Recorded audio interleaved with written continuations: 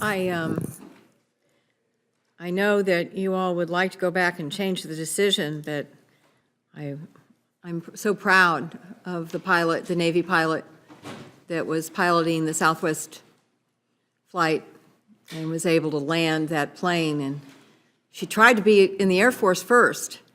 You guys weren't taking women pilots at the time, so I'm glad that we have rectified that throughout our military, since obviously she showed tremendous skill and poise at one of the most critical moments a pilot could ever face. So I had to tease you a little bit like that, about that before I began my questions. Have any of you had a chance to read the DoD IG report on F-22 modernization that came out last month? Yes, ma'am, we have the report. Okay. Could you tell me if the issue that they identified about implementing agile software development methods on weapon system acquisitions, if those issues that they point out, have they been addressed?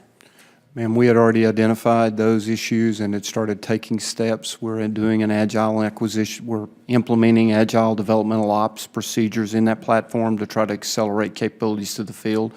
Those steps were taken before the report was ever published.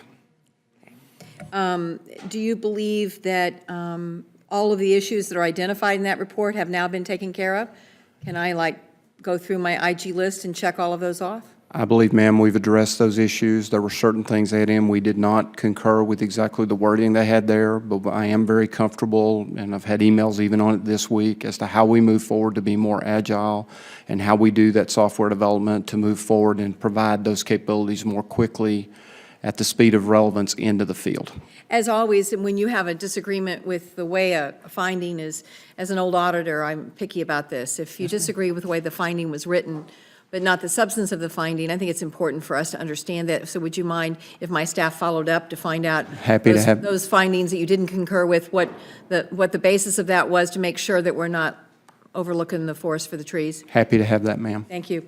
Let's talk just a minute about a B-2 modernization and transition to B-21. As you might imagine, I care a lot about the B-2, but I understand that time marches on, and I want to ask a couple of questions. I know that there's funding in the F-19 budget to continue the B-1 and B-2. I'm under the impression, and I want you all to confirm this, that they will not be retired until there are a sufficient number of B-21s. Is that, is that correct? Yes, ma'am, and to say sufficient number, we intend to hold our bomber fleet at the minimum numbers that we have now and then grow as we add B-21s to the fleet to 175 total, 100 B-21s, 75, 76 B-52s. And I'm assuming that both bomber wings that are equipped with B-1 and B-2 bombers will be re-equipped with B-21s? Right now, the approach, ma'am, is yes. If you're flying bombers today, you'll be flying bombers in the future. Okay. Our current bomber level is 158. We had 290 in 1991, and your written testimony says the current level is insufficient. As you just mentioned, your intent is to maintain 78 B-52s and keep going until 2050 and grow the B-21 to a minimum of 100. Is 178 sufficient? From a war plan perspective, 175 to 178 is better than what we have now, so there is improvement in that. We would like to fix the 9 bomber squadrons we have to give them more airplanes per squadron and then continue to grow to somewhere in the neighborhood of about 14 to 16 bomber squadrons that are ready for the mission. So sufficient for the fight that we are looking at in the NDS, we would have to say yes. We would be more effective if we had more. Will we maintain bomber wings within the Air National Guard, and will they be equipped with B-21s? The National Guard will continue to be associated with the bomber wings that they are associated with now, so that won't change with the B-21. And is there a plan to phase out B-1s prior to B-2s, or will they be phased out at the same time? It's a balance, ma'am.